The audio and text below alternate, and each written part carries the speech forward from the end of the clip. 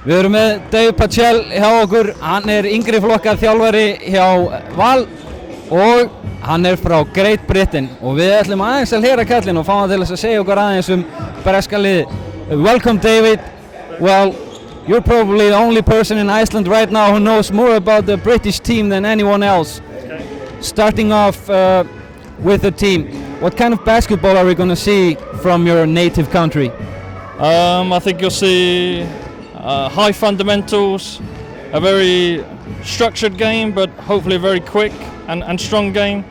I think a lot of players have got a lot to prove, with big players missing, other players have come in, and a couple of players coming back from injury. So yeah, everyone at home in England kind of says the players really have to step up, knowing that it's the qualifiers, because the last 4 or 5 games we didn't do very well in Belgium and in Tisjelpi, but we then beat Moldova by 49 points, but I think anybody could probably beat Moldova. So coming into the game, it's going to be very close.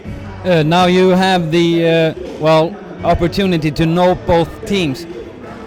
How would you say they would match up?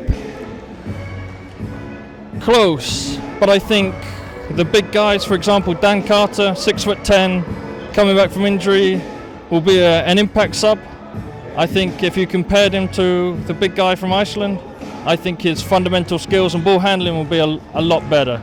I think the big guy from Iceland is young, but I think should be a powerhouse, but he's not at the minute. And I think Oystrom, the point guard, I think he has a lot to prove. He played very well in Eurobasket last year, but he hasn't done so well lately. So he has to impact in these qualifiers.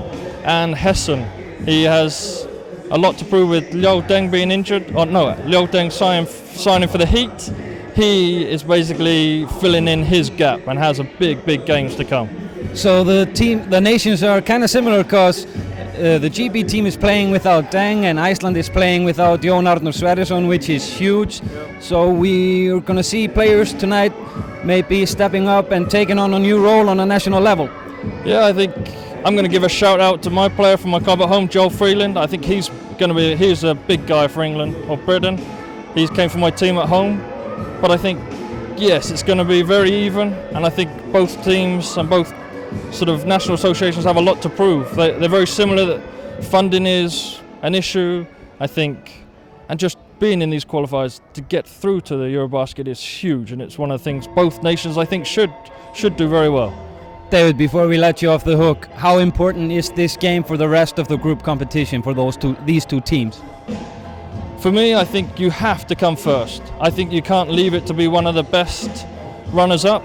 I don't think you could do that. So I think, sure, if you lose the game, it's not huge. But I think, for me, I think it is. Whoever wins should come first in the group, and I think that's really important. Thank you, David. My pleasure. Takk. Þar hafið það, David Patchell.